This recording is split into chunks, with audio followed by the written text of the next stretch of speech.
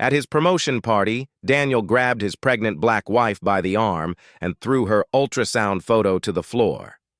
"You don't belong here," he hissed, shoving her down onto the cold marble. His mistress laughed. His colleagues looked away. No one helped. He did it because he believed Elise was just a poor, embarrassing woman, unworthy of his rising world.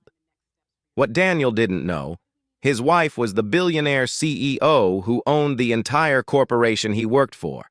Tomorrow, when he walked into that boardroom expecting a promotion, only one of them would walk out with everything. If you think Daniel got exactly what he deserved, drop a comment below. And if you want more satisfying revenge stories like this, hit subscribe and turn on notifications. You won't want to miss what comes next. 3 years before that night, Elise Carter had learned the cruelest lesson about wealth. She had been in love with a man named Richard, handsome, charming, from an old money family. For 8 months she believed he saw her for who she truly was, a black woman who had built an empire from nothing, who craved connection more than power. She had hidden her identity as CEO of Lauren Group, wanting to be loved for herself, not her billions. The day Richard discovered her net worth, everything changed. His eyes lit up with a hunger she had never seen before. Suddenly, he wanted to move in together. Suddenly, he talked about marriage, about combining their futures. When Elise tested him, pretending her company was failing, he vanished within a week, taking $200,000 from her personal account. That betrayal carved something deep into her soul. She promised herself she would never again let money corrupt what should be pure. If she ever loved again, it would be as an ordinary woman. No mansions, no designer clothes, no trace of the empire she commanded. So when she met Daniel Reed at a coffee shop 2 years ago, she was wearing a simple sundress and nursing a $3 latte. He was a mid-level manager at a company he didn't know she owned. He saw a beautiful black woman sitting alone, and he approached her with genuine nervousness, stumbling over his words as he asked for her number. Daniel didn't care that she lived in a modest apartment. He didn't flinch when she said she worked in consulting. He held her hand on their 3rd date and told her she was the most real person he had ever met. Elise fell in love with him. Against her better judgment, against the warnings from Grace, her best friend and personal attorney, the only person who knew her true identity, she married Daniel within a year. "You're taking an enormous risk," Grace had said the night before the wedding. "What happens when he finds out?" "He won't," Elise replied. "And even if he does, by then he'll love me for me, not for what I have."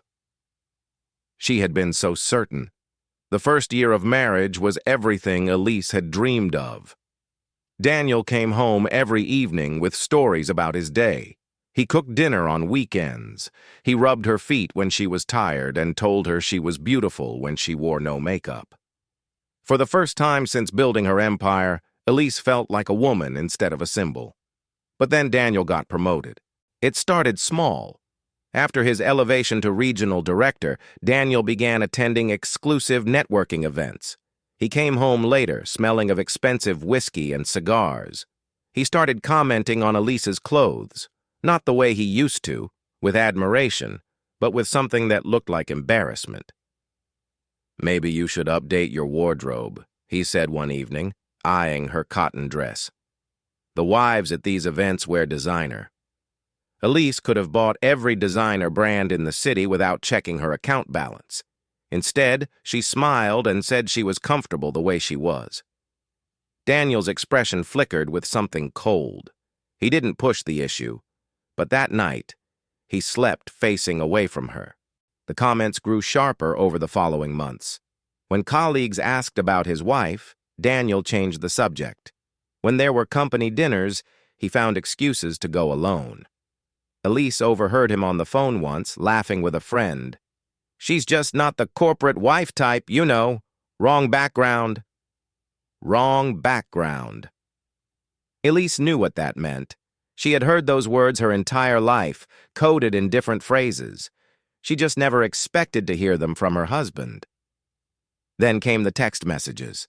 Elise wasn't the type to snoop, but one night Daniel left his phone unlocked on the kitchen counter. A message flashed across the screen. "Can't wait to see you tomorrow, V." Her heart cracked down the middle. She didn't read further. She didn't need to. The initial told her everything. Vanessa, the ambitious blonde who had started at Daniel's company 6 months ago.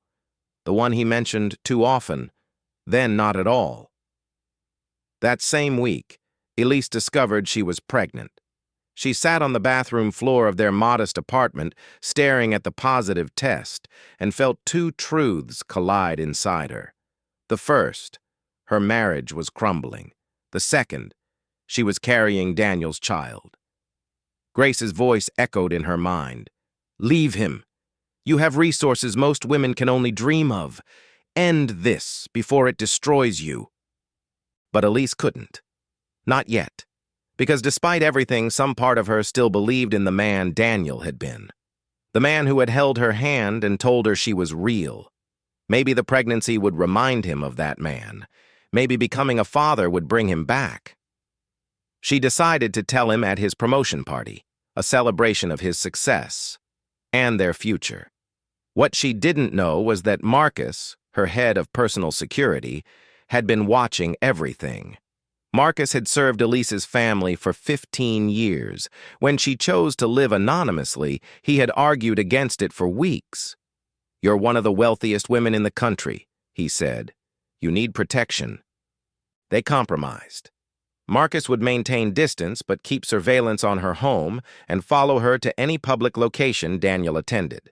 Hidden cameras, tracking devices, a security team that operated like ghosts. Elise agreed because it made Marcus stop worrying. She never imagined she would need it. On the night of Daniel's promotion party, Marcus sat in a black SUV across the street from the Grand Monarch Hotel. His earpiece crackled with feeds from the security cameras inside, cameras the hotel didn't know existed, installed by his team under the guise of routine maintenance. He watched Elise enter the ballroom in a simple navy dress, clutching a manila envelope that held the ultrasound photo. He watched Daniel's face twist with shock, then rage, when he saw her. He watched Daniel grab her arm hard enough to leave bruises. And when Daniel threw Elise to the ground in front of 50 witnesses, Marcus's hand hovered over his phone, ready to send in the extraction team. But Elise had made him promise. No intervention unless her life was in immediate danger. So Marcus watched, jaw clenched, as his employer, the woman who controlled a $12 billion empire, was humiliated by a man who didn't know he owed his entire career to her. The moment Elise was escorted out by a concerned waitress, Marcus called Grace. "I have everything recorded," he said. "Video, audio, all of it." Grace's voice was steel. "Good, because this ends now." At the hospital, doctors confirmed what Elise feared most. Mild contractions from the fall, but the baby was stable. She would need bed rest. She would need to reduce stress. She lay in the hospital bed, staring at the ceiling, when Grace walked in carrying a thick folder. "Before you say anything," Grace said, sitting down beside her, "I need you to know this isn't just about the affair. It isn't even about tonight." She opened the folder. Financial records, emails, transaction logs. Daniel has been embezzling from Lauren Group for 18 months. $2 million funneled through shell companies. He's also been selling confidential information to your competitors. Grace's voice softened. "And there's more. Text messages to his friends, calling you—" She stopped. "You don't need to read those." Elise reached for the folder anyway. Her eyes scanned the highlighted passages. Words jumped out at her. "Wrong choice. Biggest mistake marrying her. Should have found someone from the right background." The right background. That phrase again. Except this time, Daniel had spelled out exactly what he meant. Elise closed the folder. For a long moment, she simply breathed. In and out. In and out. Her hand rested on her stomach, where her child was fighting to survive despite everything. "I spent 3 years hiding who I was," she finally said. I thought if I was ordinary enough, someone would love me without conditions, without wanting something from me. She looked at Grace.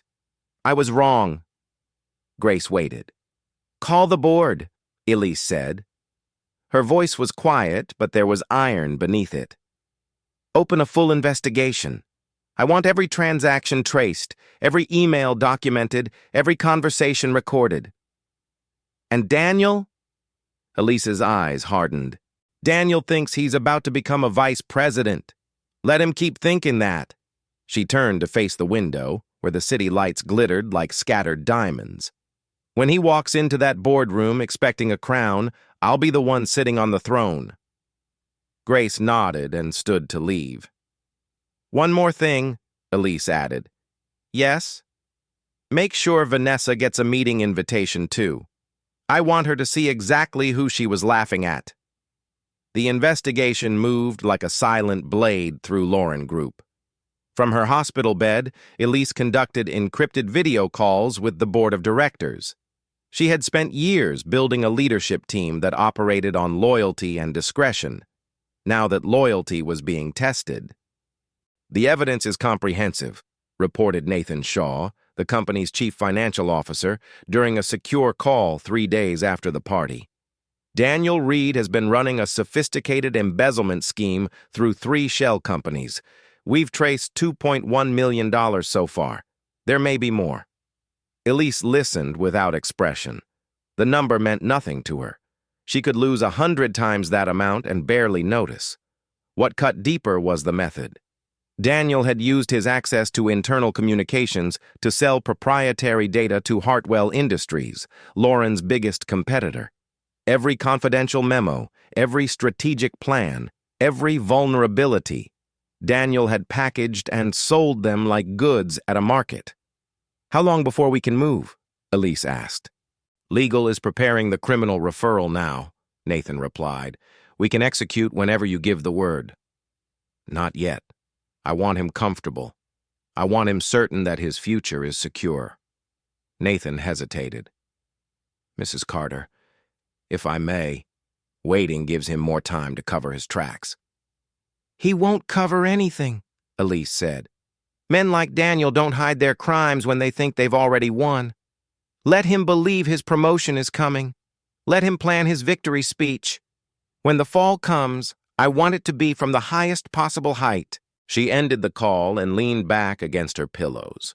The baby shifted inside her, a flutter of movement that reminded her why she was doing this. Not for revenge, not for her wounded pride, for the child who deserved a mother strong enough to protect them both. Grace arrived that evening with takeout containers and a grim expression. I found something else, she said, settling into the chair beside Elise's bed. Daniel's been talking to his friends about you. Group chats, private messages. Marcus pulled everything. Elise didn't reach for the folder Grace placed on the bedside table. Summarize it. He calls you his affirmative action wife. Says marrying you was a social experiment that failed. There are comments about your hair, your skin, your family background. Grace's voice tightened.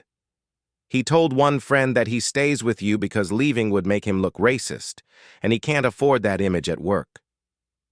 The words landed like stones in still water. Elise absorbed them, felt their weight settle into the place where her love for Daniel used to live. That space was nearly empty now, hollowed out by disappointment and betrayal. But hearing the specific cruelty of his private thoughts still hurt in ways she hadn't expected. He never loved me, she said quietly. Not even at the beginning. I think he convinced himself he did, Grace replied. But the moment his world expanded, you became an obstacle instead of a partner. She reached over and took Elise's hand. You deserve so much better than this, Elise squeezed back. I know. That's why I'm ending it. While Elise recovered, Daniel moved through his days without suspicion. He returned to work the Monday after the party, as if nothing had happened. When colleagues asked about the incident with his wife, he waved it off with a practiced smile. Pregnancy hormones, he explained. She showed up uninvited and made a scene. You know how women get. The lie spread through the office like ink in water. Within days, the narrative had shifted. Daniel was the patient husband dealing with an unstable wife. The footage from the party, which several attendees had captured on their phones, was dismissed as taken out of context. Daniel's allies in management made sure of that. But Daniel's real focus wasn't on reputation management. It was on Vanessa.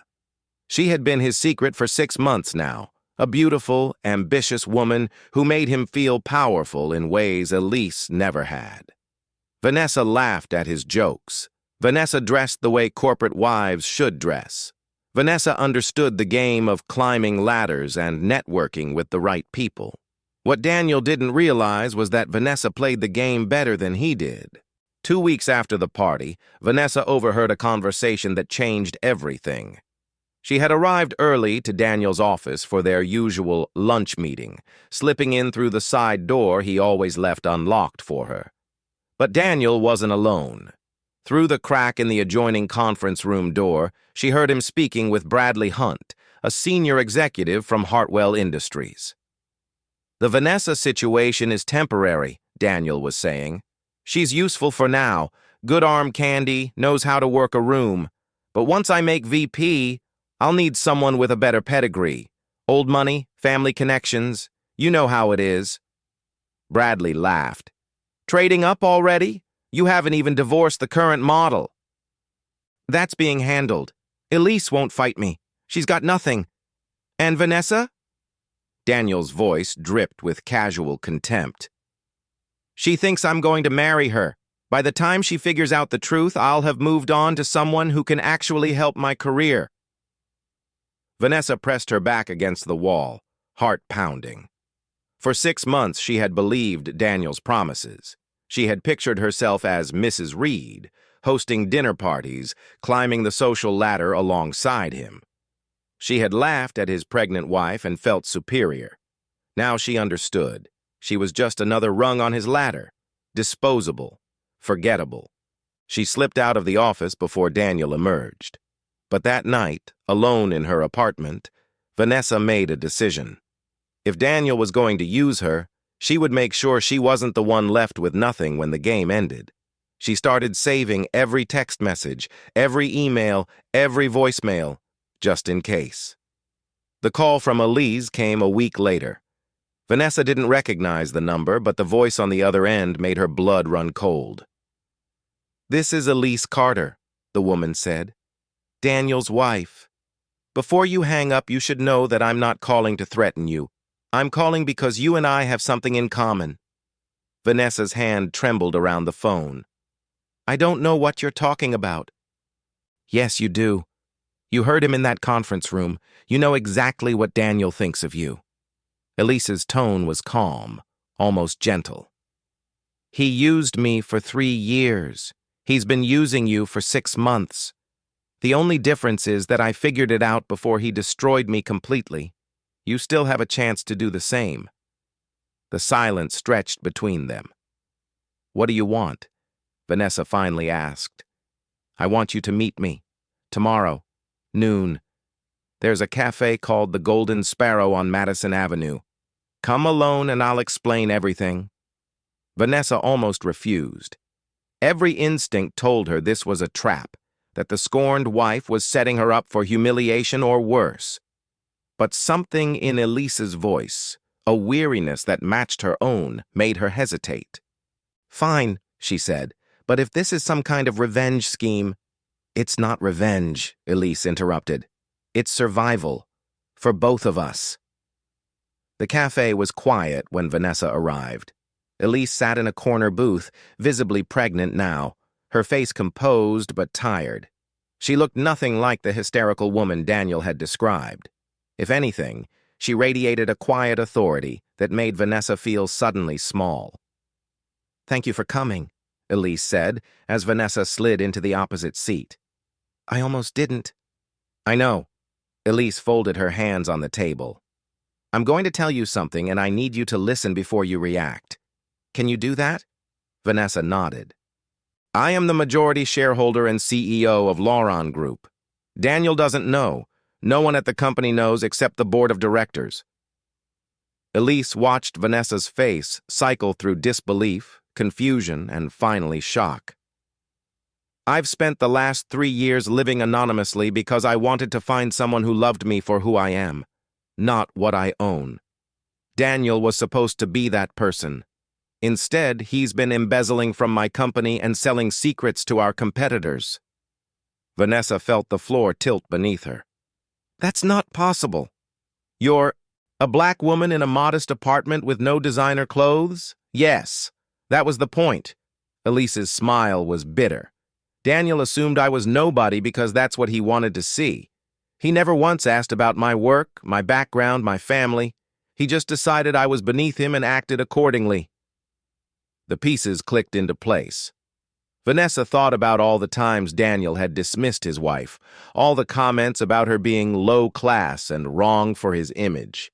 He had been so certain of his own superiority that he never considered he might be wrong. "Why are you telling me this?" Vanessa asked. "Because Daniel is going to fall," Elise said simply. "I have evidence of everything, the embezzlement, the affair, the assault at the party. When I present it to the board, his career will be over. He'll face criminal charges. His life as he knows it will end." Vanessa swallowed hard. "And you want me to do what?" "I want you to testify. Not for me, for yourself." Elise leaned forward. "Right now, you're complicit in his crimes. You've received gifts bought with stolen money. You've been present during conversations about confidential deals. If this goes to trial and you're on the wrong side, you'll go down with him." The threat was implicit but clear. "Or," Elise continued, "you can cooperate. Provide your testimony. Hand over whatever evidence you've collected. Yes, I know you've been saving things, and walk away clean. I don't want to destroy you, Vanessa. I just want the truth." Vanessa stared at the woman across from her. For months, she had imagined Elise as a pathetic obstacle, a burden Daniel was too soft to shake off. Now she saw something entirely different, a woman who had been playing a longer game than any of them realized. "If I help you," Vanessa said slowly, "what happens to me?" "You keep your job if you want it. No charges, no public humiliation. I'll even provide a reference if you decide to start fresh somewhere else." Elise sat back.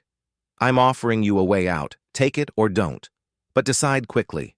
The board meeting is in 5 days. Vanessa thought about Daniel's voice in that conference room. Arm candy. Better pedigree. Trading up. "I'll do it," she said. Daniel spent those 5 days floating on anticipation. The email from corporate headquarters had arrived Monday morning. "Special executive session, your attendance required." No details, no agenda. But Daniel knew what it meant. The vice presidency was finally his. He bought a new suit, Italian, tailored, $3,000. He rehearsed his acceptance speech in front of the bathroom mirror. He even sent Vanessa flowers with a note. "Celebration soon. V." He didn't notice that Vanessa never responded. He didn't notice the unusual activity in the legal department or the way certain colleagues avoided eye contact. Daniel was too busy imagining his future to see his present crumbling around him. On the morning of the board meeting, he arrived at Lauren Group headquarters 30 minutes early. He wanted to savor the moment, to walk through the lobby knowing that soon these people would answer to him. The elevator carried him to the top floor. The executive assistant outside the boardroom smiled and gestured him inside. "They're ready for you, Mr. Reed." Daniel straightened his tie and pushed open the door. The boardroom was full. Every seat at the long table was occupied by faces he recognized: the CFO, the legal counsel, the division heads. At the far end, a large screen had been set up, currently dark. But Daniel's eyes went straight to the chair at the head of the table. The chair where the CEO always sat during major announcements. A woman sat there, a black woman in a crisp white blazer, her posture straight, her expression unreadable. His wife. "Elise!" Daniel's voice cracked. What What are you doing here? Elise didn't smile. She didn't flinch. She simply gestured to the empty chair at the opposite end of the table. Sit down, Daniel. He didn't move. His brain scrambled to make sense of what he was seeing. This is a private meeting. You can't be here. Someone call security. I am security, Elise said quietly. I am the board. I am the majority shareholder of Lauren Group and its acting CEO. She let the words land. I have been for 7 years. You just never bothered to ask. The room was silent. Daniel felt the stares of every executive boring into him, and suddenly he understood why they had all been avoiding him. They knew. They had always known. That's impossible, he whispered. Sit down, Elise repeated, or security will make you sit down. Daniel's legs gave out. He collapsed into the nearest chair, his Italian suit suddenly feeling like a costume, his rehearsed speech dissolving into nothing. Elise nodded to the technician by the screen. Play it. The video began. Daniel watched himself at the promotion party, grabbing Elise's arm, throwing her ultrasound to the floor, shoving her down onto the marble. The audio was crystal clear. Every word he had spoken that night echoed through the boardroom. You don't belong here. Then came the financial records. Transaction after transaction, shell company after shell company, $2.1 million traced directly to his personal accounts. Then the emails to Hartwell Industries, the confidential data he had sold, the responses thanking him for his valuable partnership. Then finally, Vanessa's recorded testimony.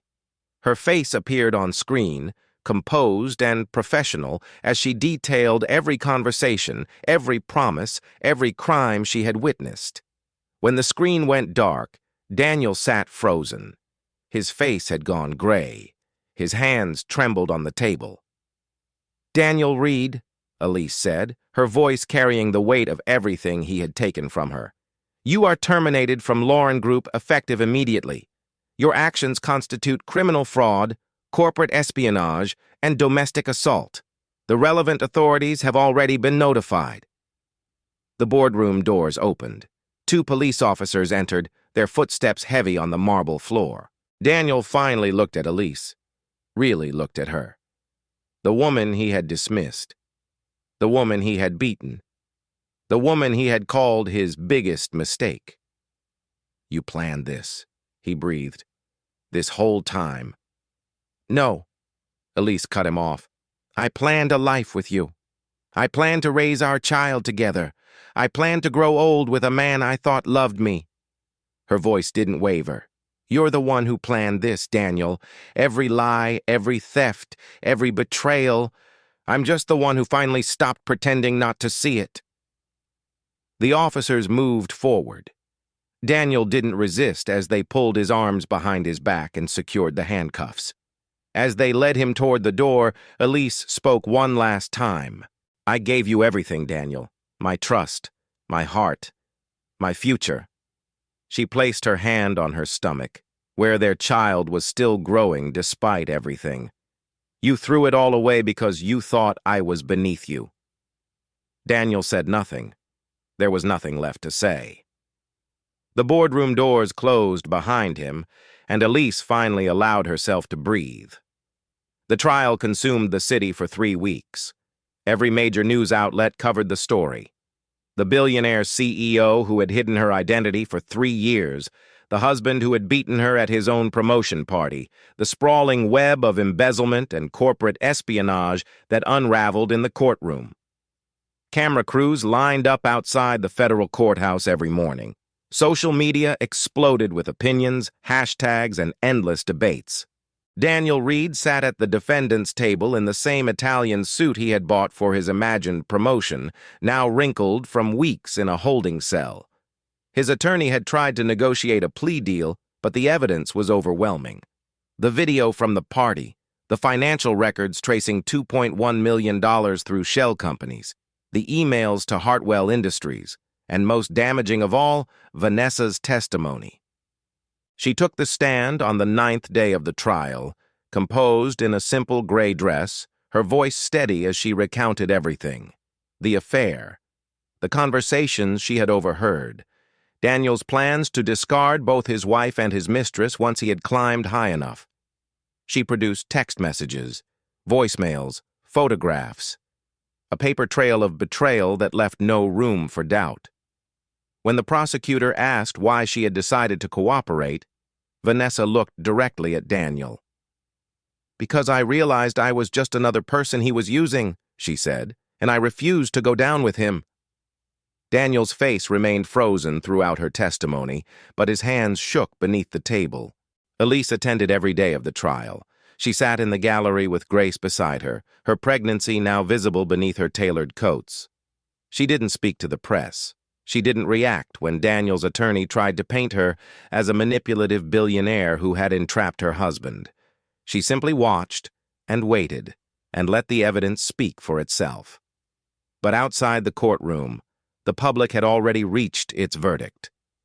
The story of the black woman CEO who had hidden her wealth to find true love captured imaginations around the world. Some praised her courage. Others questioned her judgment. Why had she stayed so long? Why hadn't she revealed her identity sooner? Was she a victim or a fool? A reporter cornered her outside the courthouse on the 14th day of the trial. "Mrs. Carter, critics say you enabled your husband's behavior by hiding who you really were. How do you respond?" Elise stopped walking. Grace tensed beside her, ready to intervene, but Elise raised a hand. "I didn't hide because I was ashamed," she said, her voice carrying across the crowded steps. "I hid because I wanted to be loved for who I am, not what I own. That's not weakness. That's hope." She looked directly into the camera. "The only person responsible for Daniel's choices is Daniel. I gave him my trust. He chose to destroy it." She walked away without another word.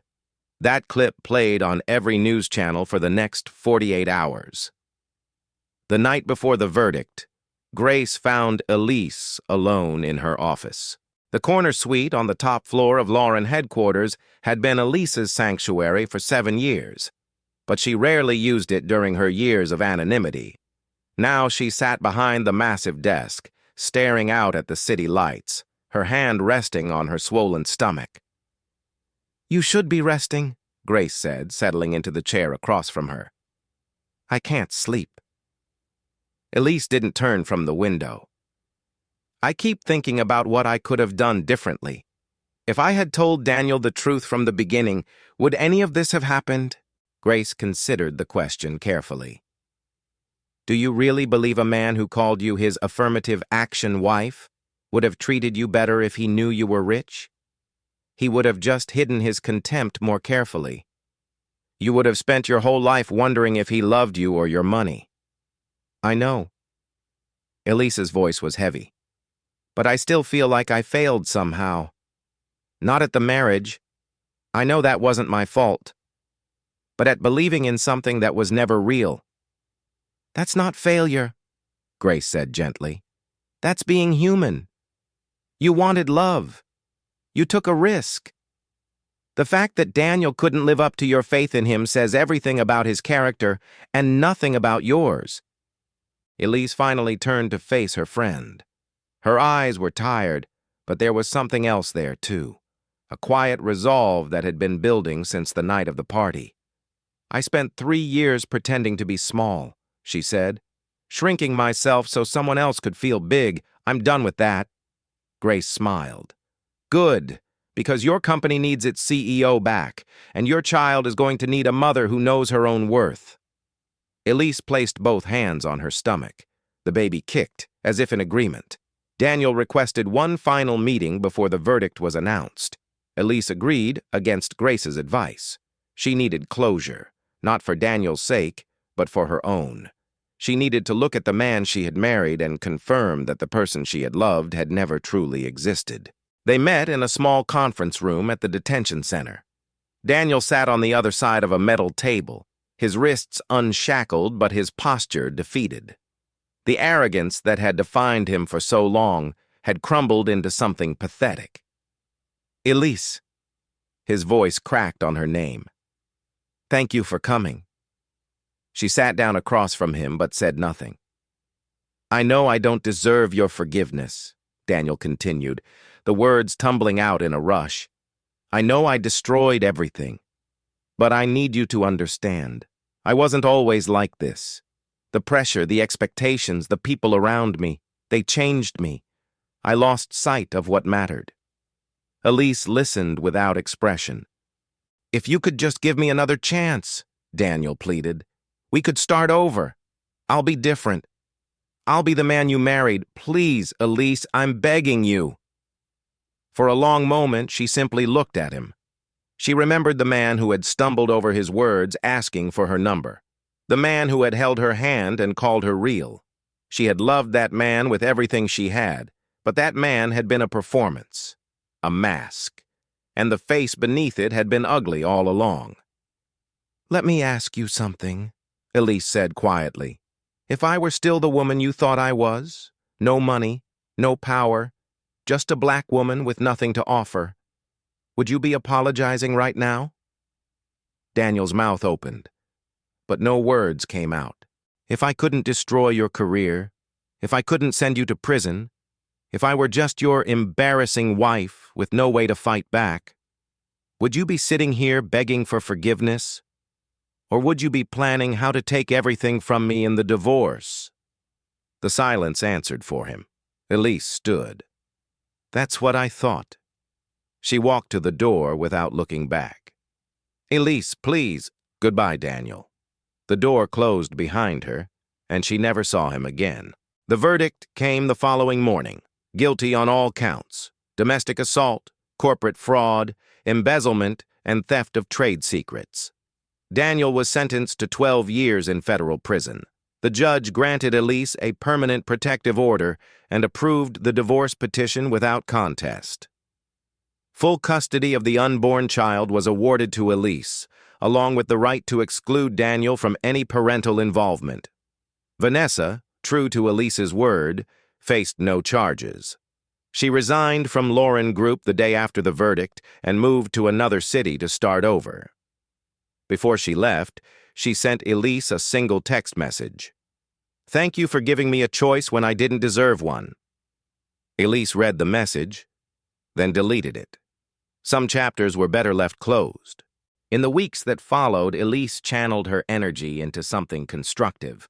She announced the creation of the Safe Haven Initiative, a comprehensive program within Lauren Group dedicated to protecting employees from workplace harassment, discrimination, and domestic abuse.